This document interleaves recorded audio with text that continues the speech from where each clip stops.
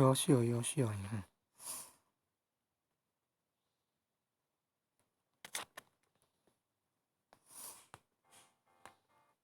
把它按个赞，按个赞。不能为了神通打坐不能得到肉尽通，要成佛要有得到肉尽通，打坐了不能得到肉尽通，肉是烦恼的意思，尽就是消灭烦恼，都消灭了才是得到肉尽通。所以要有智慧，消除烦恼要有智慧啊。